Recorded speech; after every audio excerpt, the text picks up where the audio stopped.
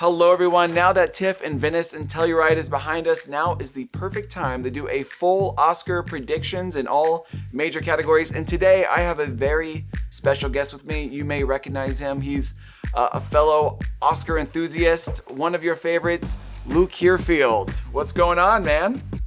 Hi mate, thank you Ryan. It's an honor and a privilege to be here. Thanks so much for having me. It's a long time coming. Absolutely. Thank you very much for coming. I'm a big fan of yours, and one of the major reasons. Yeah.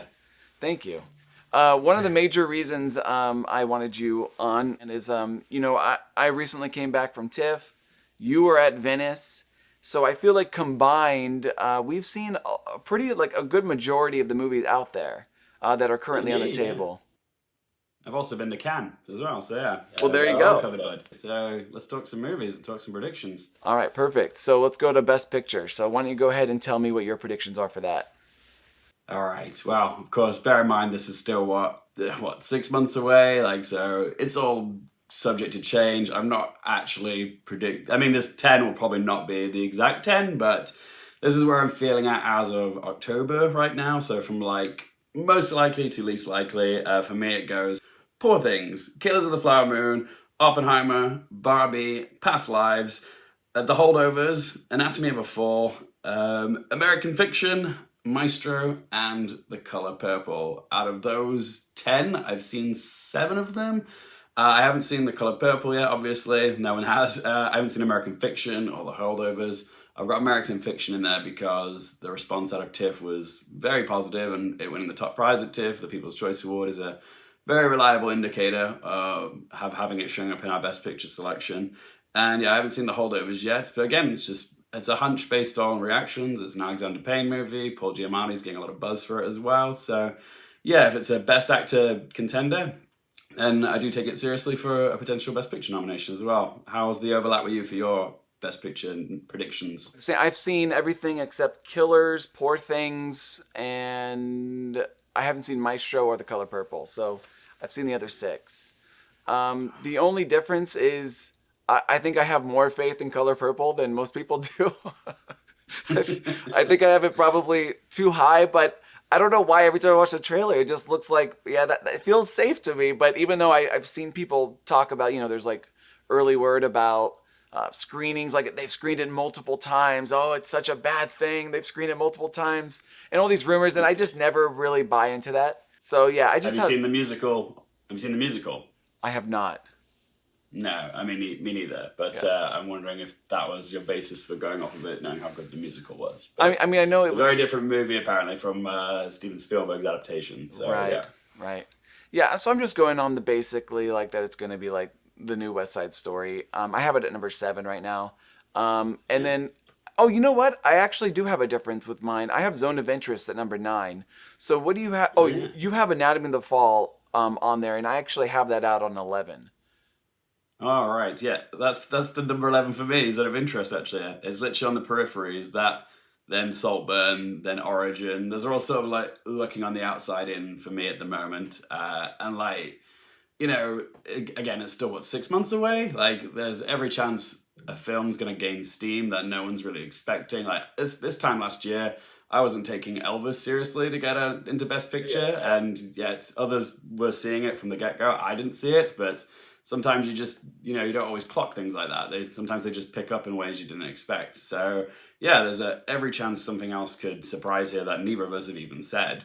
But yeah, Anatomy of a Fall, I just feel like with the most recent Palme d'Or winners, apart from Titan, obviously, they've all sort of shown up in the Best Picture lineup with Triangle of Sadness and Parasite as well, both making it a Best Picture. Parasite, of course, winning as well. And I feel like, they do tend to overlap. And I think given the mostly favourable response that Anatomy of a Fall has had, and the barnstormingly amazing performance from Sandra Hüller in it, I feel like, it's gonna be watched. People are responding well to it, and I think because it's a riveting sort of courtroom drama, really well done. And I think it will make it in just sort of as the token European movie that, you know, needs to be in there. Just shows a little bit more of eclectic taste in selections. Whereas there's absolutely an argument that The Zone of Interest, another Sandra Hüller movie, could still make it into the 10 alongside with Anatomy of a Fall, or it could be vice versa. Who knows? But yeah, I don't know. I feel like Anatomy of a Fall is a bit more of a crowd pleaser than, say, The Zone of Interest. While The Zone of Interest is an amazing movie, it's not a very comfortable one to sit through, and sometimes, yeah, the uncomfortable movies don't always track well. But you never know. It'd be nice to see it make it in, but at the moment, I just have it on the outside in. But you feel confident it's going to get into the hour 10? Not at all. No, the problem the problem I had mostly is that I feel pretty safe about my 7. I feel like pretty good about it. It's the 8, 9, 10. Yeah. It can go in so many different ways. And Agreed. my feeling is that, like, okay, I kind of feel like when you got Zone of Interest and Anatomy of the Fall, I feel like, I don't know if you're in the same thinking I am and saying that, like, they both can't get in. It's got to be one or it's got to be the other. Do you think that's fair enough, or do you think they both could get in? I mean, the evidence is kind of there in our own predictions that we're both predicting one or the other. So maybe on some level, yes. I can only see one getting in. They were both big successes at Cannes, both winning prizes. But yeah, gun to my head, I feel like the Palme d'Or winner has a slight edge to me. I just feel like it's a little bit more accessible than The Zone of Interest. Even though The Zone of Interest has certainly been well received in its own merits, I do think Anatomy of a Fall just has a little bit more to it. I think because it's got a performance in it that's going to potentially be in Best Actress, then I think it just gives it a little bit more edge. So that's where I'm at with Anatomy of a Fall. But it would be nice to see both the movies show up there. I mean, I know ultimately, I have to accept that the international, the France picking taste of things for their chosen film, logistically speaking, it doesn't necessarily hurt the film, but I don't know if it hurts it in some way on like visibility. Like, I don't know if it's maybe like it makes its way down to the screening pile, knowing that it's not even going to be nominated for international film. I'm of the thinking that it's got to be Zone of Interest or Anatomy of the Fall, and I think the for some reason the subject matter of the Holocaust kind of outweighs the kind of a genre-y type of film. But I understand what you're saying. It makes no sense because spoiler alert, I have Sandra Hüller in. So to me, that just makes no sense at all to have Sandra Hüller and then to have the film miss. It doesn't seem to make sense. So I have to figure that out. But I just know that Maestro, Zone of Interest, Anatomy of the Fall, like when I see all 3 of those in Best Picture, it just like, it doesn't feel like all those like very artsy films can get in. It feels like one of those have got to miss. Yeah, agreed. I don't feel safe about Maestro. Even after I saw it at Venice, I was like, okay, this is an Academy movie. Like, it feels very much to their taste, but like it just doesn't feel as like safe or secure a thing as it would have been if it was made like 5 years ago. So like it doesn't feel as guaranteed as very much were, and that's just because the selection we have for Best Picture this year is, it's quite vast and it's quite varied and very eclectic. And yeah, like you said, we don't. If movies sort of meet a certain amount of criteria, do we need, so many artsy ones in it? Yeah, maybe they want a bit more variety. So yeah, there's bound to be a shock snub regardless in Best Picture. There always is. Like I was expecting Babylon last year. I thought that was such an Academy movie, but it missed. But many of us called that. But it's just going to be the way it is because there's only 10 slots and there's so many great movies to pick from. I'm feeling more and more confident that American Fiction will probably get in, because when I look at the slate of films, I'm like, there needs to be one more like just pleasure movie that people just really enjoy watching.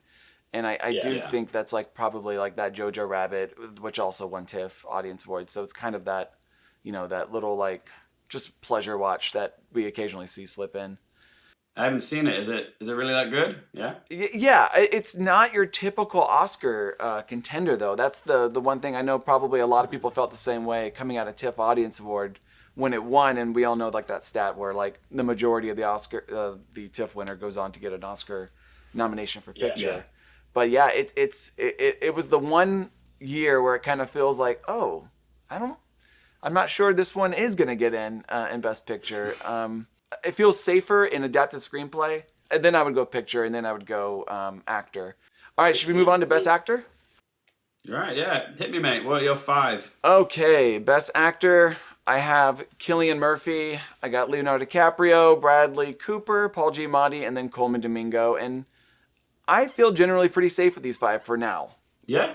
I see that you have a difference, though, on Coleman Domingo, which I could see it. Yeah. I could see it. So with my 5, I've got Coleman Domingo at number 1 at the moment as well. Like, it's still super early. So I've got Coleman Domingo, then Bradley Cooper, then Cillian Murphy, then Leonardo DiCaprio, and then instead of Paul Giamatti at my 5th spot, I have Jeffrey Wright. My justification for that is with the TIFF Best Picture recipient, the overlap at the Oscars is substantial, but also it's not very common to see it just get a Best Picture nomination and not at least one acting nomination. And I feel like if Jeffrey Wright, who is long overdue for Academy recognition, has a chance, this might be his best year to do it. And I know that's going against the grain because I know Paul Giamatti is beloved, and I could easily like bump him in for someone else and squeeze him out. We'll see how the race goes. But yeah, just for now, I've decided to stick with Jeffrey Wright as my 5th spot. Coleman Domingo, I haven't actually seen Rustin yet, so it's ambitious to put a performance that I haven't seen above 3 amazing performances, which I have, like Bradley Cooper, Cillian Murphy, and Leonardo DiCaprio. They're all sensational, all fantastic. And we're waiting to see who sort of pulls ahead. Like, we're waiting for some precursors to see who starts winning. But I feel like it's kind of a 3-way race at the moment between Coleman, Bradley, and Cillian. I'm just waiting to see who starts winning in places, and I'm hoping it's Coleman. Even though I haven't seen it, I just have a big soft spot for him. I'd be very happy to see Cillian Murphy do that as well, because I absolutely adore him in Oppenheimer. So yeah, those are my 5 at the moment. But again, don't feel secure. I don't have any of them as like locks, really. Like, I wouldn't say, oh yeah, this person is a guarantee. I feel like it's still pretty wide open, and I think there is room for someone like Andrew Scott maybe, or Koji Kusho, Joaquin Phoenix, Kingsley Ben-Adir, T.O.U., or like I said, Paul Giamatti, someone else to just rock up instead. So yeah, those are the 5 I'm at now. Yeah. Right. The only thing with Coleman Domingo for me is I feel pretty good in saying I don't think Rustin's going to get picture. Yeah.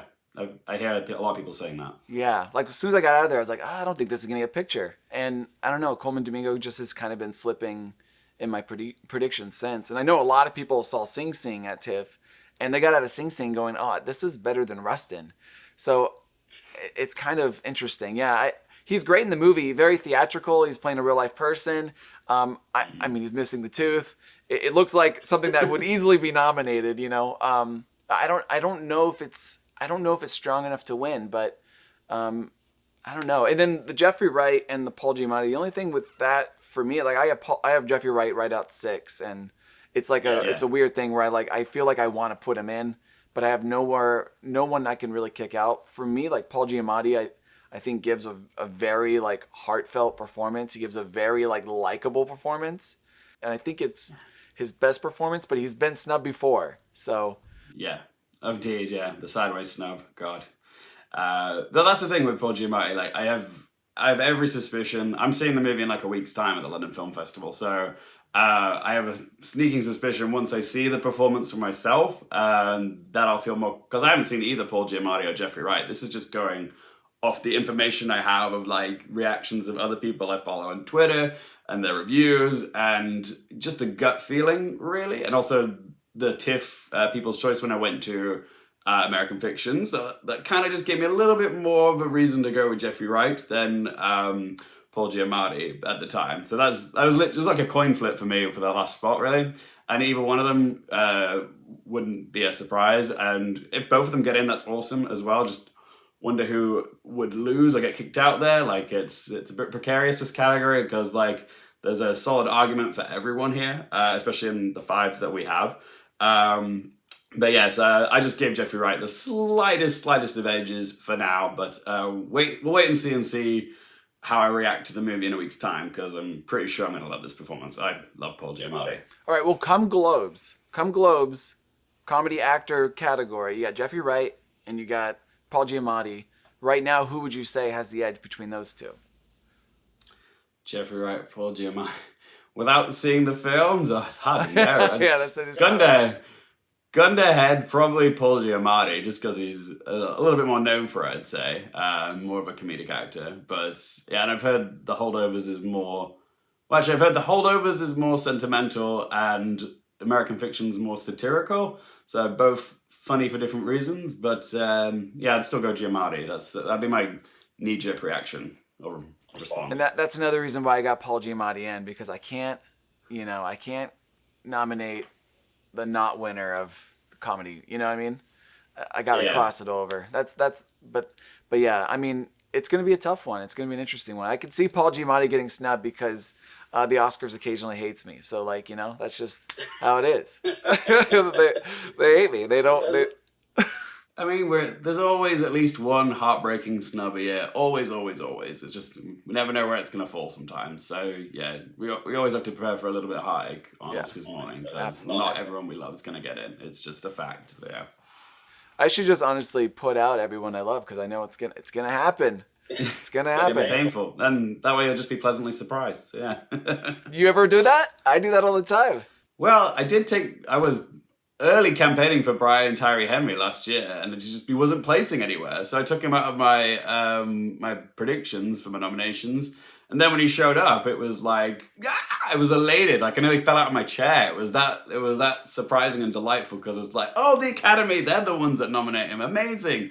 But everywhere else was like, nah, we're fine. We don't care for Causeway or Brian Tyree Henry. So yeah, sometimes when you're not expecting a beloved performance to get in, it's all the more rewarding, I think. So sometimes it is good to just have low expectations on some of your favorite performances. Yeah, for sure. Yeah. Okay, well, you're gonna do Best Actress because you did like a full-on like long video on actress. So I think you're the best person for this. So why don't you take away actress? Talk about it. Yeah, my pleasure, mate. This is it's always like one of my favorite categories. Like this and Best Picture, always like the most juiciest, the most fun to talk about. So yeah, my 5 are still the same that I had in my big deep dive discussion video. So for me, it goes 1, Emma Stone, 2, Sandra Hüller, for the Anatomy of a Fall, 3, Lily Gladstone for Kills of the Flower Moon, Greta Lee for Past Lives at 4, and then Carey Mulligan at number 5 for Maestro. How about you, pal? I got Emma Stone at number 1 too. I got Lily Gladstone at number 2. I have Fantasia in there. And then I got Carey Mulligan and then Sandra Hüller at last. And I put Sandra Hüller last because I have to go with my theory that Anatomy of the Fall is not going to hit off, or it's going to die down ever since it's not eligible for international. It's probably not logical, but you have to stick to a narrative and you kind of have to like make it sense in other categories. So I just have faith in that performance, though. I don't know, that performance is it's a powerhouse, and yeah, it's got so many people interested to check out the film, which is good. Like the word of mouth just on that performance alone, that I feel pretty good about it. That's why I have it at number 2, because I could see this sort of similar outcome that happened in 2016, 2017 when Emma Stone won for La La Land, but she was up against who was it in L? Everyone's screaming at us now. Isabelle Huppert. There we go. God, yeah, just had a brain fart there.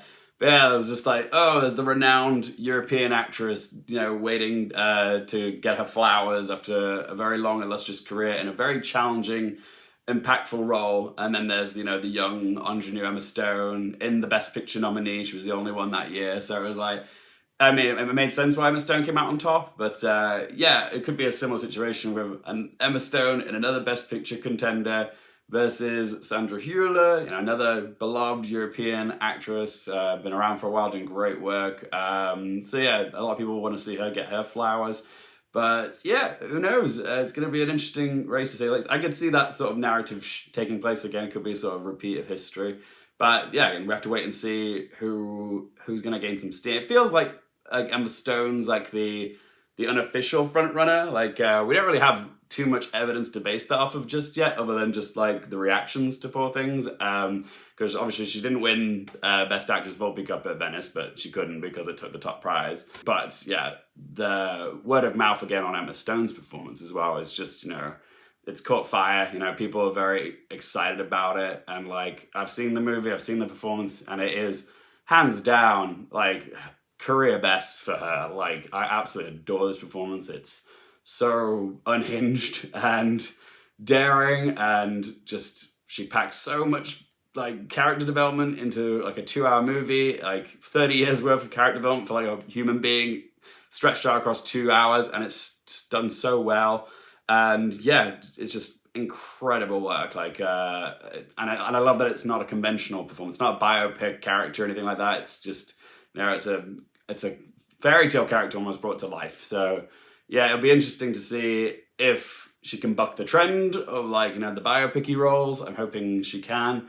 But I would not be upset if Sandra Hüller ended up becoming like the unexpected frontrunner. I think it's a very deserving performance. I think I was utterly captivated watching Sandra Hüller in that movie. Like, that was the first performance I saw this year. I was like, oh, this is an Oscars movie. Like, this is an Oscar performance. I can see it. Yeah, so it was exciting to watch, just to see an actor at the peak of their abilities delivering work like that in Anatomy of a Fall. But wait and see. It could drop off, like you said, but I'm hoping there's enough to sustain Sandra Hüller over the coming months. But yeah, that's where I'm at. Yeah, I mean, it feels like Emma Stone, I mean, as soon as the reaction dropped, I haven't seen Poor Things, I haven't had the pleasure yet, but yeah, as soon as the nominations dropped, or the reactions dropped, calling it like her career best, clearing away, like it felt so unanimously like, oh, it's her best. And when that happens, I mean, I just can't, I mean, I can't imagine, obviously, but it's still in October, but yeah, but yeah, it's just, it feels so strong right now for her right now. So I have to pick her. And also, if I'm predicting Poor Things currently, that's your current prediction for Best Picture? It's my number one, but yeah. There you go. So I mean, if that's your number one, there's got to be an actor win with that. So yeah, just makes a lot of sense, doesn't it? Yeah, especially when she is Poor Things. She's like 99% of the movie. Like, she's in pretty much every moment of the movie. So it's hard not to like at least tie her in with that the Best Picture nomination or potential win. Yeah. This category is so stacked, as you talked about in your video, that Greta Lee I have out at 6, and I just it's wild. Like, it's wild that she's 6, because I want to shove her in there. I want to make an exception and be like, no, 6 nominees this year. It's just wild. Like, and then Priscilla, I haven't seen. Have you seen Priscilla yet? Yeah, I saw her at Venice, and that's the thing.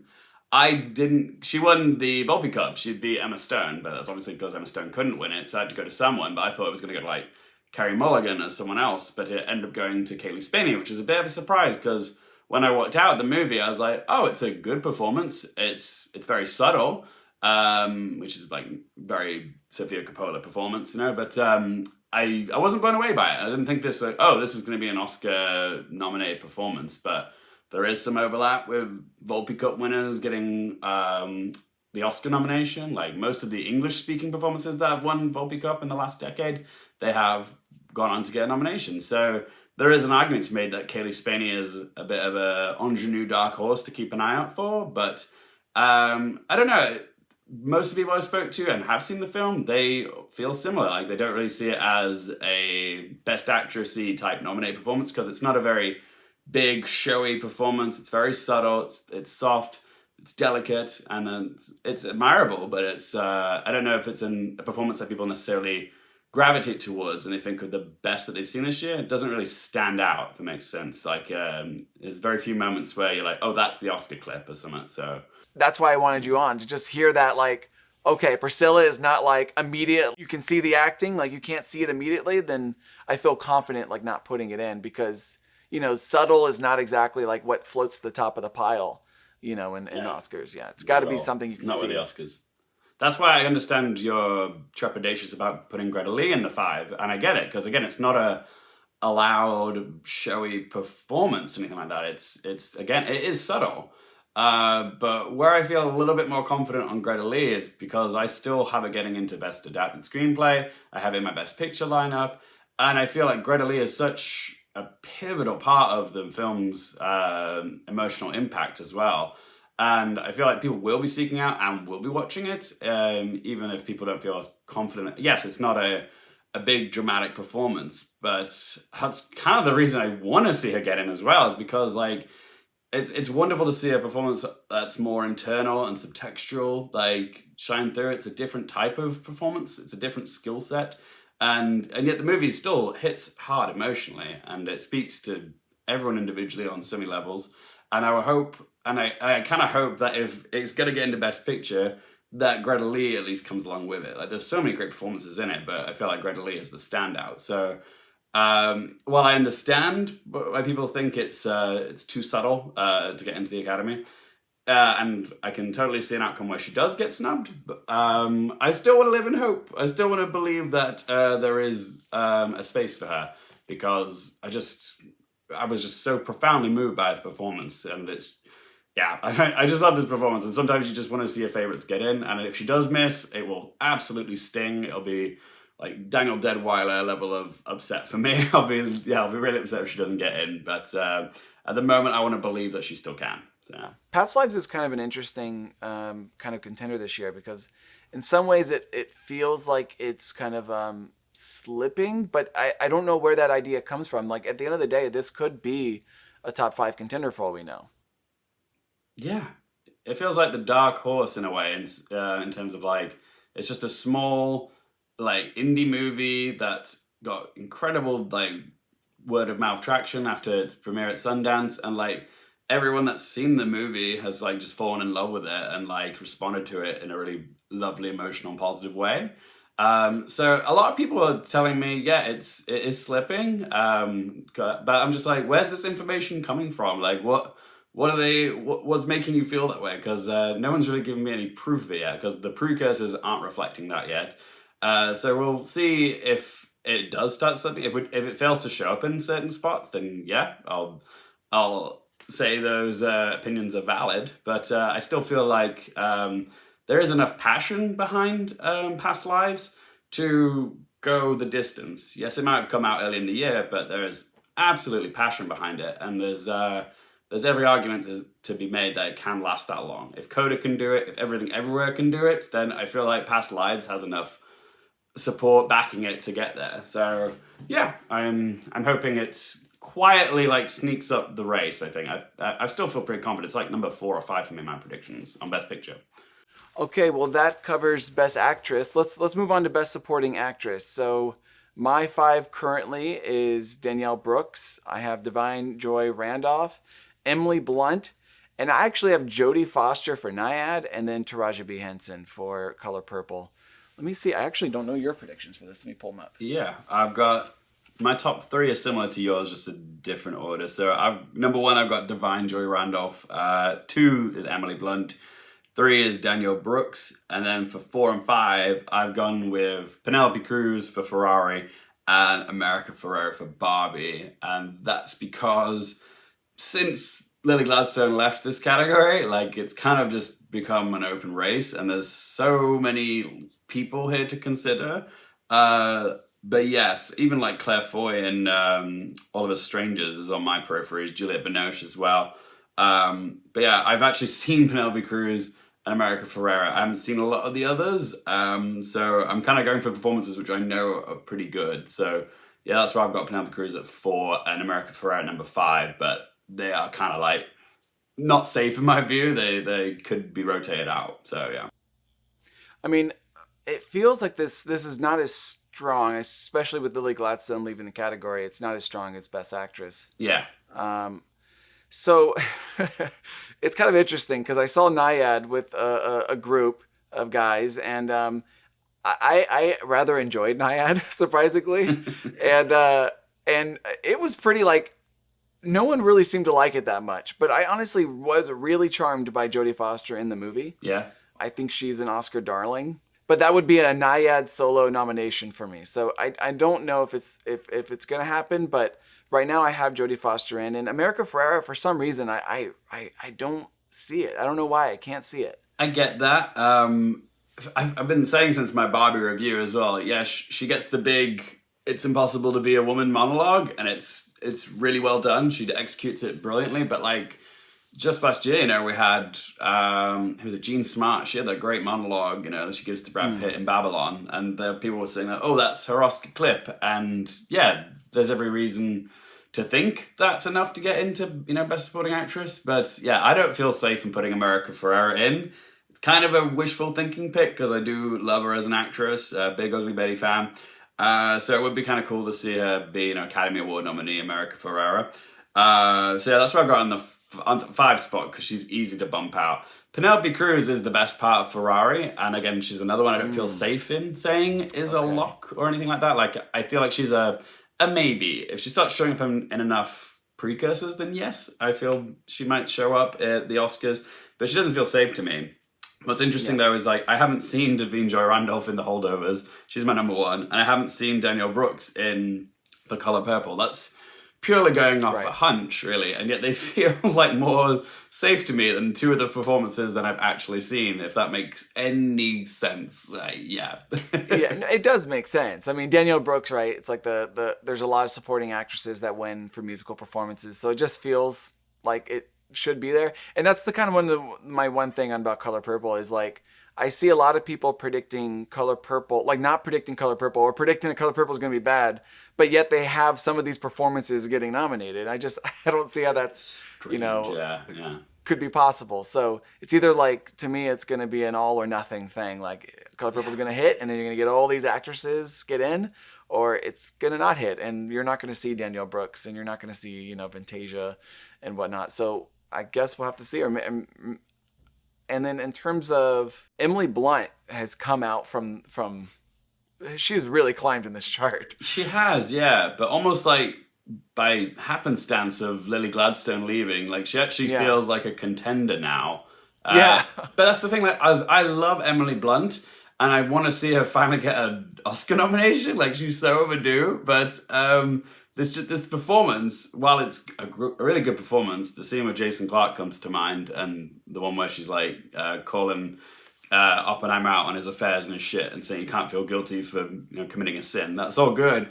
But I don't know, it's just not like in my top like even 10 favorite Emily Blunt performances. It's a great performance, but is it the first performance that gets her first overdue Oscar nomination?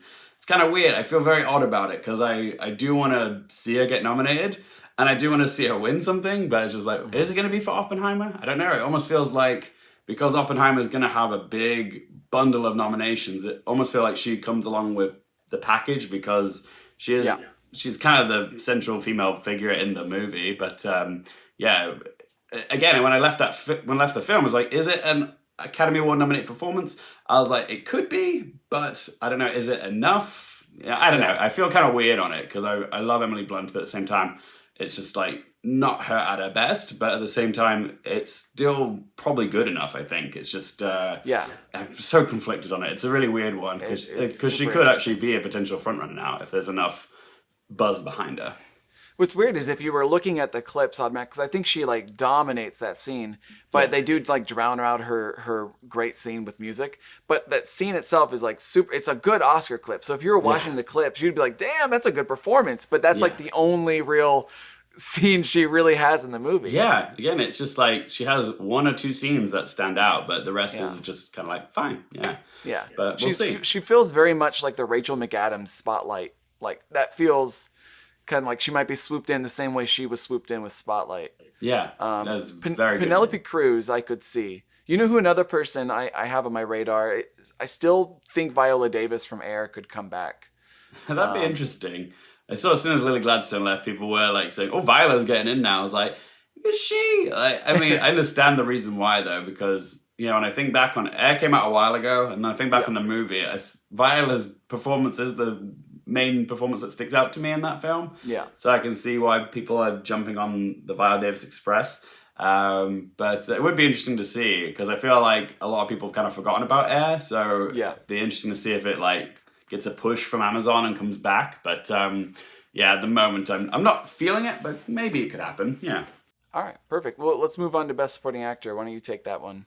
Okay, well, my 5 actually is like the top 5 on Gold Derby right now. Like I think it's a lot of people's 5. It's the RRR plus the Poor Things boys. The So it's RRR. plus the Poor Things boys. So it's Robert Downey Jr. for Oppenheimer, Robert De Niro for Kills the Flower Moon, Ryan Gosling for Barbie.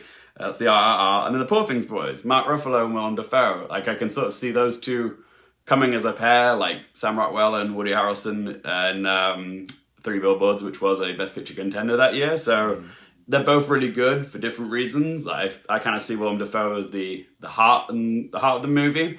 And then there's Mark Ruffalo, who is just side-splittingly funny in it as well. So yeah, I could see them coming together as part of that package. But yeah, it's the same 5 that's like the top 5 of Gold Derby. Who are your 5? I got the same thing. Same 5. Same Of course. 5. We're so basic.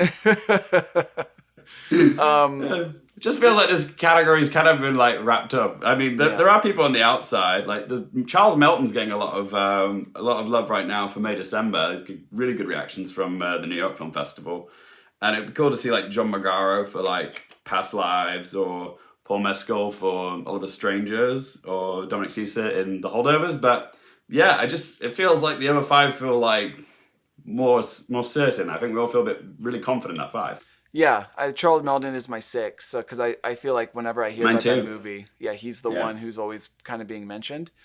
I have, let's see, what do I have? I have Mark Ruffalo at 3rd, and then I have William Dafoe last. I was actually predicting William Dafoe before all these movies dropped. I was predicting William Dafoe is going to do it, but I haven't really been seeing the notices for him. I've been seeing it more for Mark Ruffalo. Yeah, is that accurate? I get that. Like Mark Ruffalo has way more screen time than Willem Dafoe. Okay. But like what Willem Dafoe has of Emma Stone is really more emotional. It's a sort of pseudo father-daughter relationship. It gives the film its heart. And yeah, he's wonderful in it. Like he's just very magnetic. And again, Willem Dafoe's another one, kind of an Academy darling.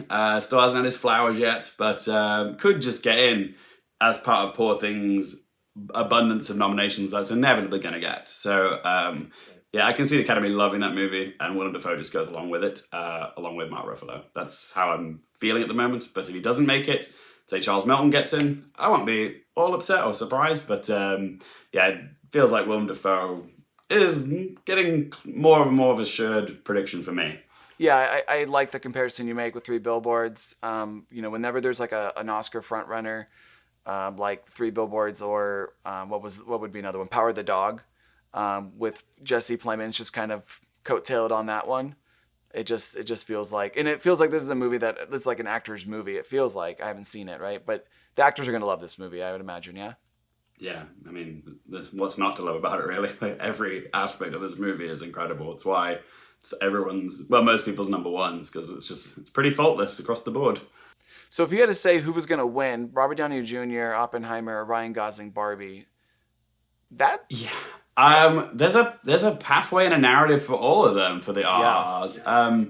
I feel Robert Downey Jr. makes the most sense because Robert De Niro has already won before twice, and while this is arguably his best performance in decades. Wow. And there's definitely, we could give him a career award. And also Ryan Gosling is, he's just perfect as Ken, and like Barbie and Ken has just become such a pop culture moment as well. It'd be cool to see a performance like that win. And knowing that Ke Huy Quan won for a goofy, funny performance last year, there's definitely argument to be made for Ryan Gosling. But yeah, I feel like Robert Downey Jr. just makes a lot of sense. Like he's so captivating in Oppenheimer, and he's just been Robert Downey Jr. as Iron Man for so long, waiting for that sort of great role to show off that, oh no, he is actually an incredible actor when he's given the right material. And he just completely rose to the challenge in Oppenheimer. And yeah, he's been nominated a few times before, hasn't won. He's kind of a, industry legend as well. And I feel like just feels like there's more working in his favor as well to win, just in my opinion. Like, I feel like he's just got a slightly better narrative than the other two, a little bit more seasoned than Ryan Gosling. And yeah, it just feels like it feels like a box checker for me. So I just feel like he has a slight edge, but it'll be interesting to see who starts winning and where as well. So Right now, if I had to pick between a winner, I would say Robert Downey Jr. is winning because of there's a few things going. He's like the real life person. And then as soon as I got out of watching Oppenheimer, I was thinking, I think there's really room for Robert Downey Jr. to not win because I do associate kind of the slower parts of Oppenheimer with kind of Robert Downey Jr. So to be completely honest, and he's great in the movie. He's really great. But I think the more, I'm seeing Oppenheimer make almost like $1 billion at the box office. I kind of feel like I give him the edge right now. And like the narrative you talked about with him being in Marvel and now kind of stepping back into serious roles, I think is a good narrative for him. Yeah, there's just a lot that makes sense about Robert Downey Jr. So we'll wait and see though. See who starts winning. Okay, great. Well, let's move on to our next category. What are we on now? Director? Director, yes. Okay. Who do you have for your 5 then for director? Okay, so director, this is an exciting category for me. Like director is always one of my favorite categories. Right now, I have Nolan, I have Lanthimos, I have Scorsese, I have Payne, and then I have Jonathan Glazer. Interesting. Okay, cool. Yeah. So for me, I have the same first 3. Then it's slightly different. So I've got Nolan, Lanthimos, Scorsese. And then I've got Justine Triet for Anatomy of a Fall and Greta Gerwig for Barbie. Again, I feel more confident on the men that I've picked than I do the women. But this has been such like a tremendous year for female-directed films as well. I think it would just be a travesty if we didn't get at least 1, hopefully 2, female nominees this year. Justine Triet makes a lot of sense to me because of Anatomy of a Fall's Palme d'Or win. And again, like last year, Ruben Östlund came along with that as Best Director for Triangle of Sadness. So we could see something like that happen there. Greta Gerwig is kind of a wishful thinking pick, but just given the runaway success of Barbie, and it's a film that so many people went to see, like, your neighbor, your auntie, like your hairdresser, everyone was talking about this movie. And like, I've seen the movie 3 times and like, I love the direction in it as well. It's just absolutely stunning. The vision is incredible. And yeah, how Greta Gerwig brings so many old fashioned techniques into the modern times. It's wonderful to see that. And I think she's deserving. I would love to see it happen. But I don't feel confident on it. Again, Right. It's because it's a summer blockbuster popcorn movie. It's fun and it's light and it's just a breezy, really fun watch. And it just does not strike me as like the type of like film that gets a Best Director nomination. So I get it. But it almost feels like she's earned it. Like just for like what the success of Barbie has pulled off and what it's meant for pop culture and cinema as well. So I feel like, if we're celebrating the Barbenheimer success of 2023, if we're going to give Nolan the nom, it'd be nice to acknowledge Greta Gerwig as well. Right. So I'm hoping to see a couple female nominations. I mean, we've had Ava DuVernay. Who else was nominated? Celine Song. Yeah. Celine Song, yeah. Emerald Fennell. A.V. Rockwell as well for 1001. Like, there's been some really great movies made by women this year. And I think it would be just really, really sad if it was not a male lineup. So that's why I don't have Jonathan Glazer in my 5. Could see him there, though. And who was your 4th again? So my 4th is Alexander Payne. Oh, yeah, that's right. I haven't seen it, so that's why he's not really on my radar yet, because I can't really know for sure about seeing it. But, yeah. So I feel... Is it really that good? I'm a big Alexander Payne fan, like...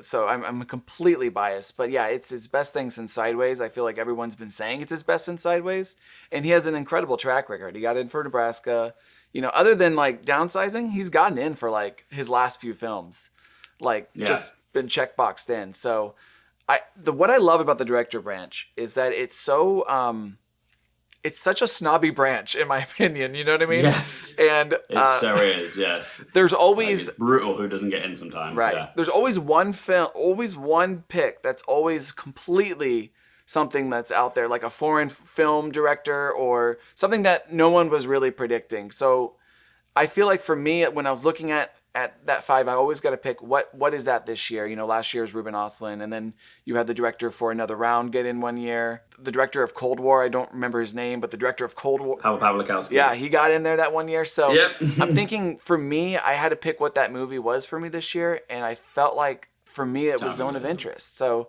I think also the director branch is very particular with who they let in.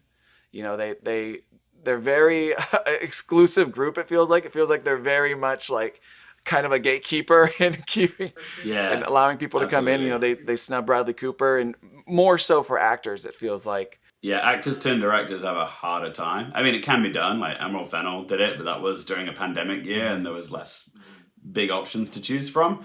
But yeah, actors turned directors typically have a harder time in this category getting in. And as much as I love the direction, I think the direction in Maestro is better than the direction in A Star Is Born.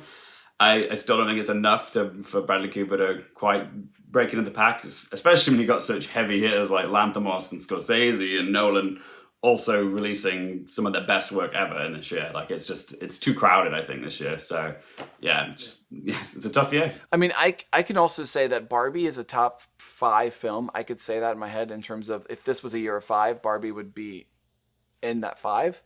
But for some reason, I feel like Greta Gerwig, like, she's obviously like a known name at this time. She's been nominated for Lady Bird. But for some reason, I feel like the director branch is not going to respond to Barbie for some reason. Yeah. I almost feel more confident that Past Lives and Celine Song would get in over her for some reason. I would put Celine Song as probably the potential person out of the 3 women, out of the 3 major women females up this year, or maybe 4 if you include Ava DuVernay. I would probably say Celine Song would have the highest chance for me.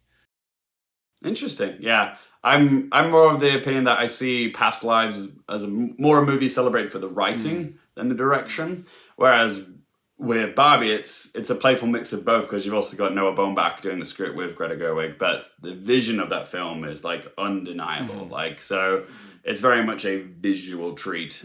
So that's why I feel like Greta Gerwig has a bit more of an edge of Celine Song for me personally, but I feel like Past Lives is the more, Academy darling type movie. You know, it's a little bit more grounded, it's a bit more real. In terms of like filmmaking, it's so much more personal than it is a big summer pop conflict like Barbie. So yeah, I can see both sides of the argument.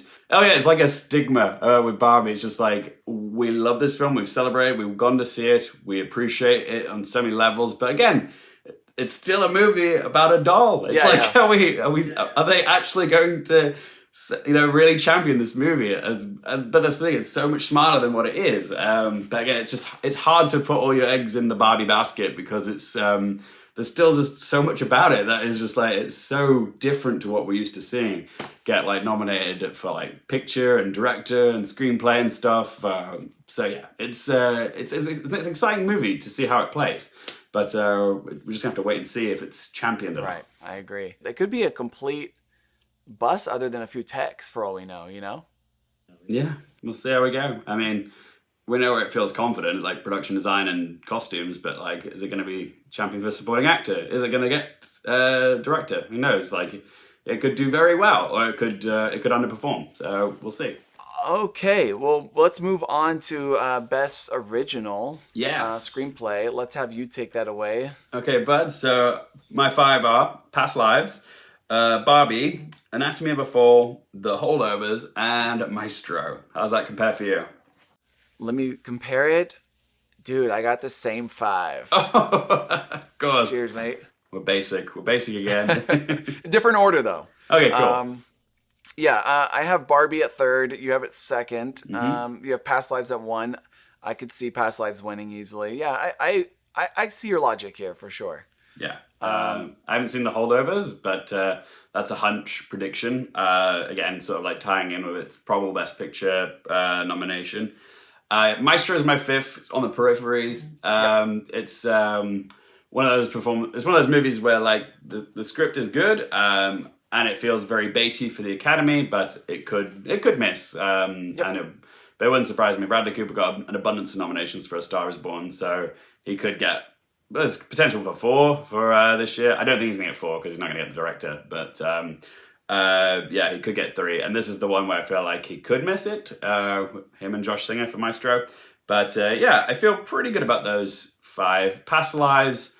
I think some people are putting Barbie ahead now because a lot of people were deciding whether we're trying to figure out if it's going to go adapted or original, and they've gone original because it seems like the easier pathway, because Best Adapted Screenplay is stacked. So yeah, a lot of people are thinking, oh, well, they moved it to original, it's probably going to win there. And it could. It's a very well-written screenplay, a lot of great ideas in it. It's a very wordy screenplay as well. I don't think people realize just how wordy Barbie is sometimes, like when she's hatching a plan and stuff like that. But yeah, Past Lives just feels like the small, personally written movie from Celine Song, channeling a lot of personal experience, very like Moonlight-esque. So yeah, I feel like it could be our winner. I think it's just a beautiful little movie. It's very well written, very poetic, very evocative. Yeah. It feels like a lot of times the original. I mean, there's obviously a big parallel between screenplay and picture. So typically, a best picture matches up with screenplay. I don't know if our best picture is in this 5, and I would agree with you that Maestro would be the one I'm most insecure about. That's my number 5 right now as well. Yeah. So I'm wondering if we have the same 6. I don't know if you have a 6, but I would say May December. Yes, would be it is May December. Yeah, there you go. And another one that I wouldn't completely count out is Dream Scenario. Yeah, I haven't seen that yet. That's the Nick Cage one, right? Yes. Yes, I'm a little oblivious to that, but you think it's possible? I think it's possible because it a lot of times you see like the original screenplay category have films like that are completely outside the box. I think they really look at that word like original and, play to that. Like I think Get Out was a recent winner, Her. So they really like the thinking outside the box. Even Everything Everywhere, yeah. Yeah, and Everything Everywhere, exactly. So Dream Scenario would fit into that criteria. So those would be my 6 and 7. Maestro, I just put 5 because I haven't seen it, and I don't feel confident in it though. And did you see May December? Yes, I did. Loved it. It's so peculiar. I love the... I want to see that so bad. Oh, it's so good. Like, it's the most finely tuned tone of a movie I've seen all year. Like, it's very hard to get this tone right, which Todd Haynes pulls off. And there's some absolute, like, batshit dialogue in it. Like, something about, I don't think there's going to be enough hot dogs for a barbecue. It's weird, like, but... It's just, it's so well done, it's so well delivered. I can't really explain it. It's just, on paper, you'd think it wouldn't work, but then with Todd Haynes' direction, it just makes so much sense. So, yeah, it's really good. But I don't know, is it an Academy-nominated screenplay? We'll see. Okay, cool. All right, well, let's move on to Best Adapted Screenplay. Yes. What do you have for your 5? I'm almost positive we at least have the same, probably 4. I have Poor Things, Killers of the Flower Moon, Oppenheimer, American Fiction, and that's where I got Zone of Interest again. So that's an identical 5, like in that order as well. Perfect. That's literally my 5. So there you go. And then like my 6 is like Origin, and then All Other Strangers. So yeah, we see eye to eye on that category. What I find fascinating is that, Anatomy of the Fall or Zone of Interest feels like the 2 films that we kind of are trying to decide will be in picture. Is it going to be Anatomy? Is it going to be Zone? Most people are probably picking Anatomy. And both of those are kind of in the screenplay category. It's I think there's like the top 3 as well. Poor Things, Killers of the Flower Moon, and Oppenheimer. They're all, well, like those feel like the 3 movies and Barbie that are going to get the most nominations as well. But they feel like the real big players this year. Yep. And yeah, they're all incredibly well adapted. I mean, I didn't even know Poor Things was an adaptation until I watched it. And I was like, oh, okay, this is based off of a book. But it's so weird and out there and so well done. And yeah, I'm just so happy like Yorgos is, potentially in the running for this as well. Like it's just incredible. Jonathan Glazer, it's kind of interesting because I don't typically, the screenplay isn't something that completely stands out. So I agree that would be the vulnerable one. American Fiction feels pretty safe to me.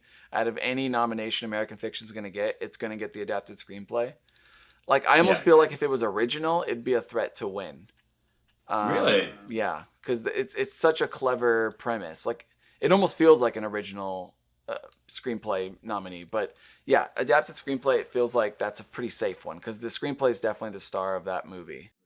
Yeah, so we're both sort of in agreement that Maestro and Zone of Interest are vulnerable, but we both got them in our 5s for original and adapted.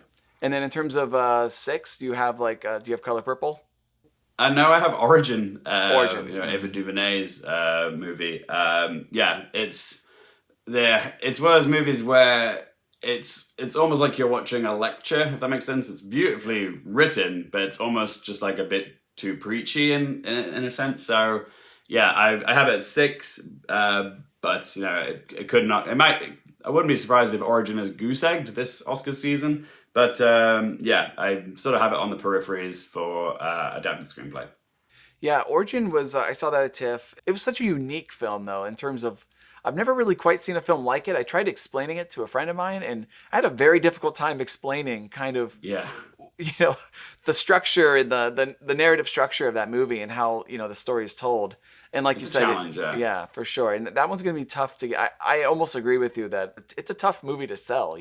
Yeah, it is. A lot to praise about it, but it's also a film that's a lot of people didn't like as well. Like it is a bit divisive. So yeah, we'll see how it plays. But yeah, I can see a world where it doesn't get any nominations. But if it showed up for like Ingenue Ellis and Best Actress, or if it does get into screenplay, I'd feel like, oh, it's deserved. Yeah, doesn't feel likely at all. Have you seen All of Us Strangers? Not yet. No, I'm seeing it next week. Okay, cool. So we finally found a film both of us haven't seen. Yay! But yeah, I'm so curious if that's going to be a contender in this category too. Yeah, it's like in my top 3 most anticipated films from the LFF. So yeah, love me some Andrew Haigh. So hoping this film is as good as I'm seeing all the reactions to it online are saying it is. Okay, well that wraps it up with adapted. Let's move on to cinematography. We can rip through these next ones pretty quick, I bet. But why don't you take that one away? Lovely. So my 5 for cinematography are Oppenheimer, Killers of the Flower Moon, Poor Things, Maestro, and Saltburn. How about you? Oh, we were almost 5 for 5. Well, hit me with your 5.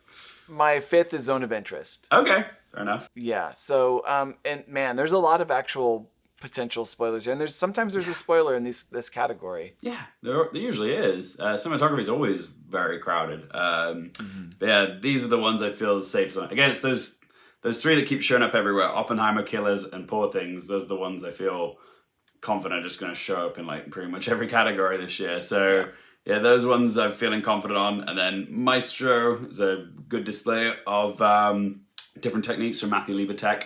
And then we've got, I went with Saltburn because it's Linus Sengren, who did get snubbed last year for Babylon, but I would like to see, I haven't seen Saltburn, but just from what I've seen from the trailers, I feel like, oh, this is some interesting visuals. It looks very pretty and it looks different. So that's what I'm going off my 5th one for. How about you? Zone of Interest?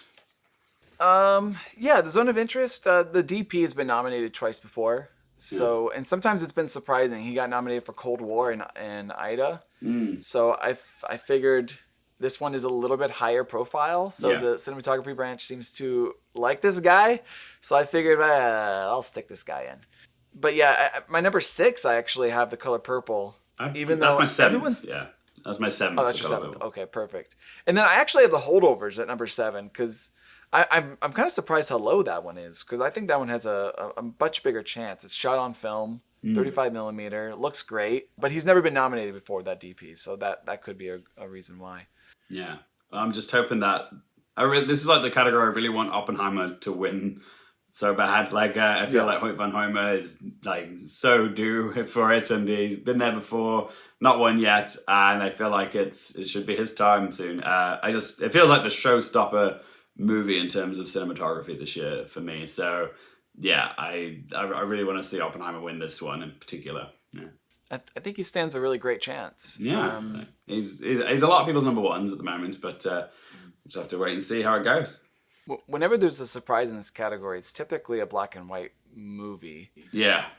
Not that Maestro would be, I guess, a surprise, but I think that's one of the only films I can think that's in black and white that would get this category. Maybe El Conde, but there's El Conde, but yeah, I have to like ask, would the Academy go for that? I don't know. It's pretty out there for the Academy. Never say never, but yeah, that would be a bold choice. Let's just say that. Yeah, for sure.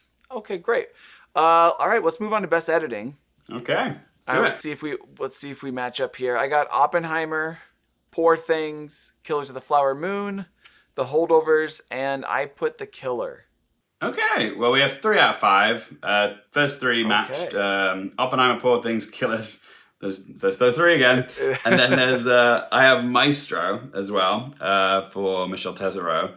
And then I actually went with one that's not too high on Gold Derby. I'm going with Ferrari, just because of the last third of the film it's very showy, it's very fast, it's very it's a showcase of conventional editing. And typically with this category, good to sort of bet on films that have a sort of planes, trains, and automobiles element to them. So Top Gun Maverick or Ford v Ferrari, Dunkirk. So it has a showcase sequence with the actual race. So I feel like even though Ferrari hasn't been as well received as, say, Top Gun Maverick was, I could still see it maybe surprising here. So I'm just going off that planes, trains, and automobiles logic for this category. Yeah, that's why it's in at my fifth, but I could see it getting bumped out for something like, I don't know, maybe even Barbie, I wouldn't be surprised, or The Holdovers like you had, or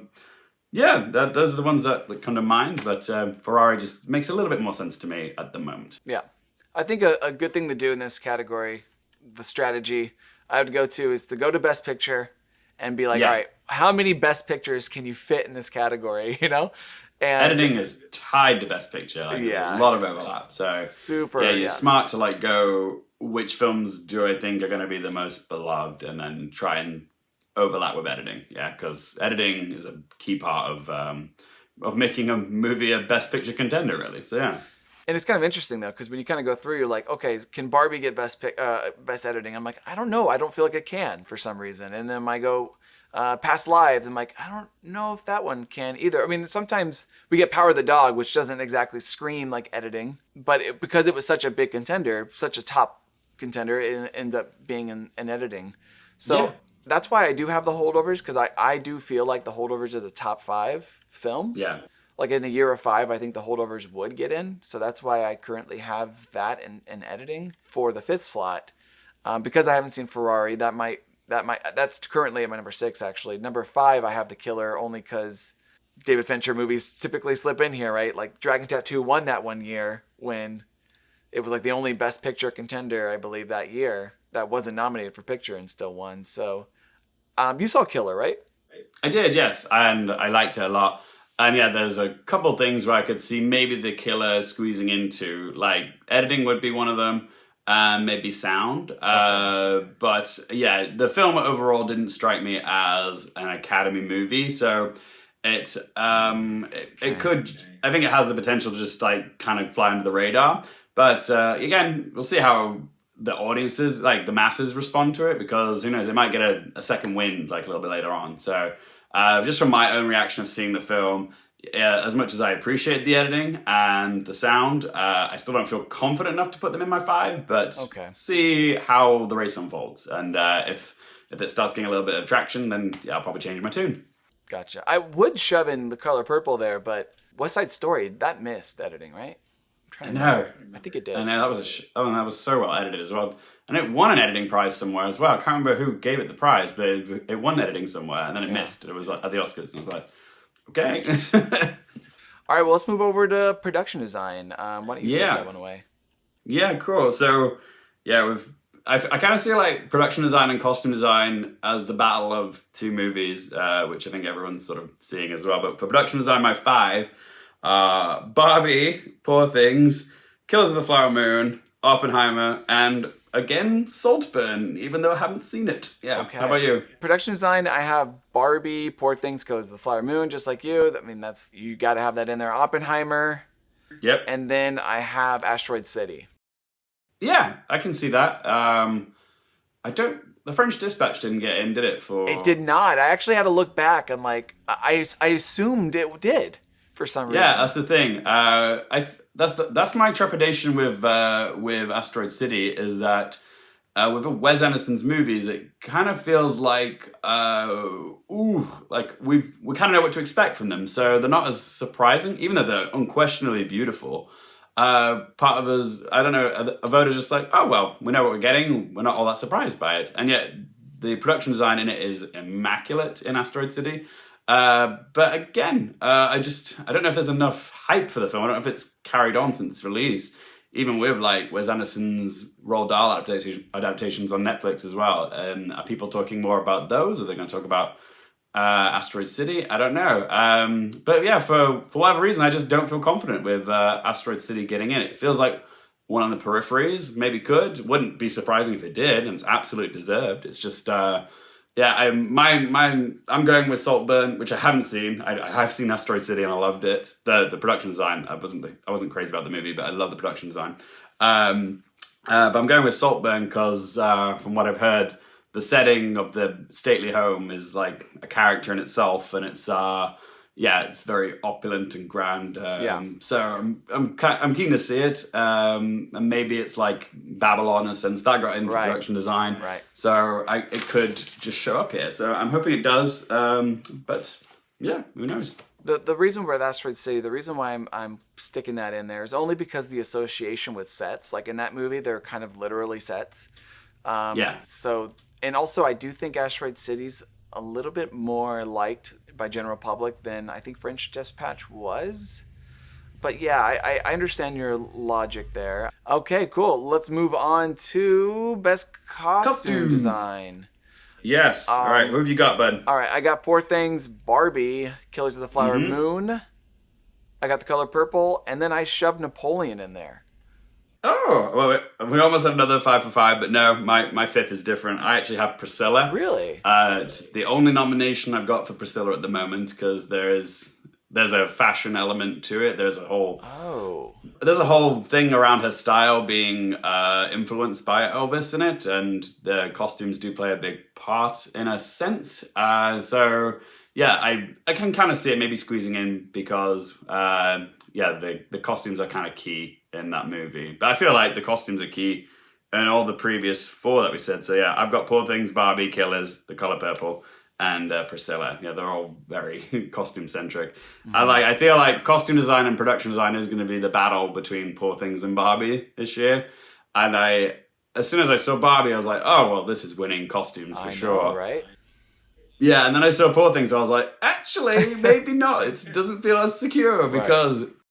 But while Barbie is unquestionably, it's a celebration of fashion and like there's so many wonderful outfits, ensembles in it. I really admire in Poor Things the abstractness of it, the construction. Like it's very ambitious and unorthodox. It's very steampunk, and I feel like the actual construction of the garments in Poor Things is more elaborate and more out there. So I actually feel like they were probably harder to pull off. The silhouettes as well are way wackier as well than they are in as they are in Barbie. But yeah, Barbie just has the whole rotating wardrobe of different outfits and styles and stuff. So it's hard to actually know who's gonna come out on top, if it's gonna be Holly Waddington for Poor Things or Jacqueline Duran for Barbie. But I feel like we might actually see a split between like Poor Things getting getting costume design and production design going to Barbie maybe, but it'd be interesting to see if one comes out on top over the other. But right now I currently have Poor Things because just something about the designs just stood out to me more, just a little bit more. But it would not surprise me if Barbie takes the lead because the outfits are so central to the aesthetic and the feel of Barbie. So that's where I'm at the moment. Yeah, I completely agree with you that I currently am predicting, if I had to pick winners right now, I would say production design's going to Barbie, and I would say Poor Things has the edge for costume design, only because it feels like Barbie, like with the costumes, there's like a template to follow, right? These are the clothes we need to, we're recreating. But Poor Things, they kind of have to create their own thing. So that's why I would give that one the edge. And then for the 5th spot, honestly, this is the weirdest thing. For Napoleon, I had to decide between Napoleon and Oppenheimer. And I just thought Oppenheimer has, my thinking was so dumb. I was like, Oppenheimer has the fedora. And I was like, Napoleon, it has that big giant hat. So for the hat, I went with Napoleon. You're going off hats. I'm going off hats. Who has the more extra hat? Yeah. I love it. Yeah. I get that. Yeah. That's the thing. Like Oppenheimer's it's a lot of suits, mostly because it's a very male dominated movie and it's a period movie. And while period is sometimes good, it's not a movie that screams costumes to me. But whereas Napoleon, it does scream a little bit more of costumes for me, especially given that hat as well that you mentioned. So yeah, I would have gone with Napoleon too. It was between those two. But I have seen Priscilla, and the costumes did stay with me after I saw it. So yeah, that's my reasoning. Again, we'll see how Priscilla tracks. If it doesn't do all that well, then maybe I'll bump it off. But yeah, for now, I'm going with Priscilla. That's interesting. I Priscilla was super down. I have that number 10 right now, and I didn't know that there was like a fashion element, which typically helps, like Corella when she was a fashion designer kind of helps, right? All right, well, let's move on to our last category. Let's go over animated feature. Yeah, this is another one like supporting actor for me, where literally the 5 on Gold Derby in the same order are the same ones I got. So it's Spider-Man Across the Spider-Verse, The Boy and the Heron, Elemental, Wish, and Chicken Run, Dawn of the Nugget. Those are my 5. Same as Gold Derby. This is the 5 Gold Derby right now? Oh, yes. Okay, that's exactly the 5 I have too. It just looks right. It just looks right to me. It just feels right. Like it's got a little bit of everything. Yep. Like the Spider-Man Across the Spider-Verse, you've got a Pixar movie, you've got a Disney musical, you've got an Aardman claymation movie as well. Like there's just a little bit of there's something for everyone in this 5, which is nice. Yep. Same reason. Like there's the stop motion.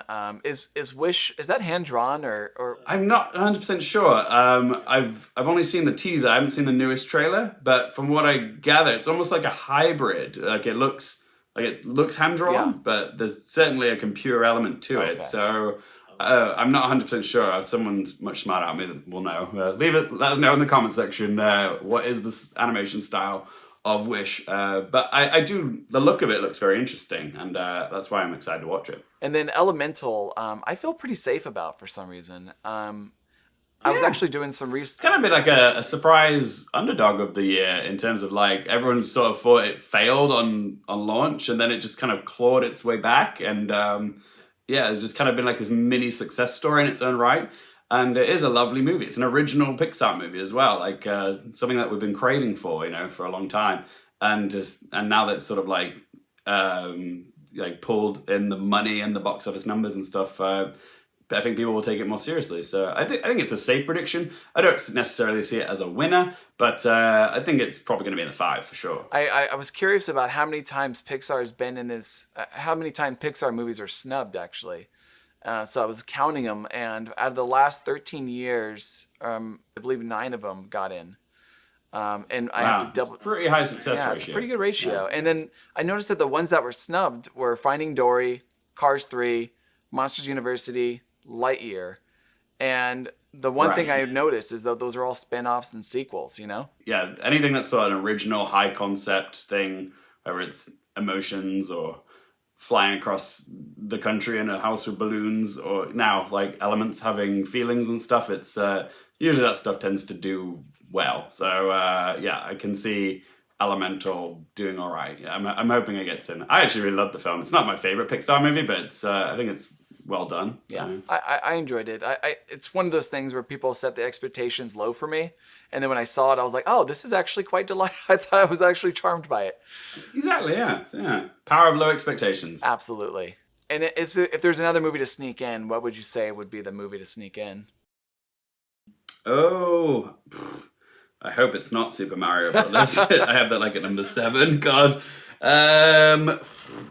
To sneak in, maybe Teenage Mutant Ninja Turtles. That would probably be my 6th, I'd say. Do you have one that's not? The Peasants. I have. It's the same director of Loving Vincent. Is that the name of the movie? Oh yeah. That was at TIFF, right? I didn't watch it at TIFF, but I just saw that, and I saw the animation, and the animation looked incredible in the trailer. So I was like, oh wow. Oh no, who knows? Maybe that could surprise. I haven't seen it yet, but there's absolutely an argument there to be made. I think the Chicken Run people, the studio that behind them, they have pretty good success rate from what I understand too, right? They do, yeah. Aardman, with Chicken Run, The Wallace and Gromit, like both the shorts and the feature length Curse the Were-Rabbit, they all placed. Curse the Were-Rabbit won. But yeah, they have a pretty good. Even Shaun the Sheep that got in. Pirates, the Band of Misfits got in. Even Shaun of the Sheep, the sequel, the Farmageddon. I've never even watched that one. That got in. I was surprised. It's an amazing sequel as well. Really underrated sequel. Yeah. But yeah, it's. I think they just have a lot of like clout. I think they're beloved because they're one of the few like claymation like studios. Like it's almost a lost art form in a sense. So I think people like what they're bringing to the table because there's so little of it out there, you know, for us to consume. When one does come along, you know, we do kind of get excited for it. And yes, as a British film as well, I'm very excited to see it. It's another one that's coming to the LFF in a few weeks, so I'm keen to see if this one holds up. It's certainly got controversy surrounding it, but I'm still keen to watch it. Yeah. It's pretty interesting. It's such a stacked category that even Teenage Mutant Ninja Turtles not being in our 5 is like, whoa, this is a stack. Yeah, it's solid. Did you see The Boy and the Heron at TIFF? I did. Yeah. I'm very much like everyone else. I don't think it's his best. I think it's far away his best. But there's so much buzz around it that I have to feel like it's gonna get in. But I'm definitely not a part of the people who are thinking that it could upset Spider-Man. I don't think that at all. I think Spider-Man's winning this in a walk. Yeah. It feels like the most obvious pick to me, Spider-Man. So yeah, but we'll wait and see how it unfolds. It feels like it's got a good head start, anyways, as opposed to all the other contenders, in my humble opinion. Like I feel good about the nominations, but I feel like when the Academy at large watches all the the nominees, I don't think they're going to respond to Boy and the Heron. Yeah, not as much as some of his other movies, that's for sure. Yeah. No. All right, well, that's every category that's currently on Gold Derby, so I think we ripped through all of them. Well, dude, thank you so much for joining me. It was an honor having you. Like, it was an absolute pleasure. Thanks for having me, man. And we will re-team again in a few months' time, but next time on my channel. Sound good? Sounds perfect. All right, guys. Well, follow Luke. If you haven't already, go ahead and follow Luke. Links in the description below. I'll put his channel down there. Appreciate Luke so much. Thanks for coming on, talking Oscars with me. It's so nice. I was telling you earlier that I've never talked Oscars with anyone on my channel. You're my first guest here. And I'm talking honored. with someone. I'm honored. Thank you, pal. Yeah. It was a lot of fun. It's always fun discussing with the other Oscar pundits. It's so much fun. Thank you, mate. It's a privilege. I appreciate it. Thank you so much, man. And have a good one. Have a good night. You too. Well, what a great guy, wasn't he? That was a treat. Again, definitely recommend checking out Luke's work on his Oscar channel if you haven't already. Link in the description below. And if you like this video and want to see more Oscar videos, feel free to hit that subscribe button down below as well. And comment below what your current Oscar predictions are. Well, thank you so much, everyone. And until next time, I'll see you at the Oscars.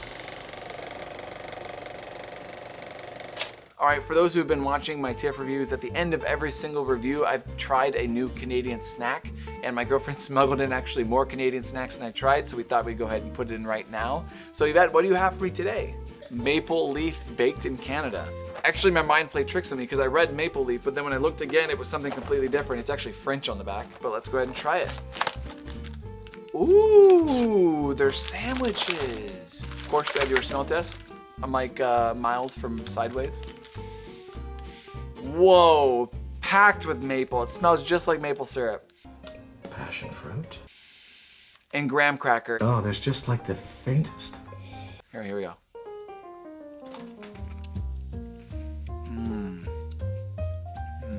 It's so good. I'm disgusting. I'm gonna try the frosting by itself. Oh my gosh, it's so good. Those cookies almost kind of have like an Eggo waffle maple syrupy taste. It's so good. Honestly, if those were Girl Scout cookies, those would probably be one of my top 3 favorite Girl Scout cookies. All right, what's next? Crunchy. I don't have no idea what this is. Let me just look really quick. Oh, it says sponge toffee. All right, here we go. It's super light. That's the one thing I noticed. This is a light. It's very light. Smells like good Canadian chocolate. Let me actually cleanse the palate. Oh my gosh. I've never had anything like this. I don't love it, to be completely honest. I think the chocolate kind of overtakes everything. Yeah, I don't know. It's kind of like Butterfinger in a way, but I'm not a huge fan of it. But it's not bad. I would eat this, but I'm just not a huge fan. All right, the next candy bar I'm trying is called Arrow. It's a mint chocolate candy, and apparently my girlfriend tells me I have to eat it a certain way where I put a square in my mouth, and there's little bubbles inside of this chocolate, and they kind of pop. It just dissolves, it doesn't pop for me. It's very tasty though. It tastes like an Andes mint. Okay, had a lot of sugar and I have more sugar. This is the Sour Patch kids. We have Sour Patch Watermelon would probably be our best flavor. And this one is Cherry Blasters. So that was very interesting to us because I've never seen that before. Little cherries, very cute. Whoa. This is a little bit more sour than the watermelon ones we have, but man, these are good. They actually remind me of something. Oh, these remind me of like these cherry hard candies that used to come in a little small box. I'll try to Google it and I'll put it here if I find it. It has that kind of taste, but man, these are so good. This is the Wonder Bar. I'm gonna be honest. This is probably my favorite thing that I've tried You keep so saying far. that. Hold on. This is like something similar we have in the States called a Nutrageous, but in the States, the Nutrageous always tastes stale. This doesn't. This tastes good, and it's so much softer. It's got caramel, it's got peanut butter, it's got chocolate, it's got peanuts. This is like the perfect bar for me. I love everything about it. I give this like a 10 out of 10. Huge fan of Wonder Bar. This is my favorite candy bar probably of all time now, officially. Overall, like Canadian snacks, like I am super impressed. Okay, I'm dead.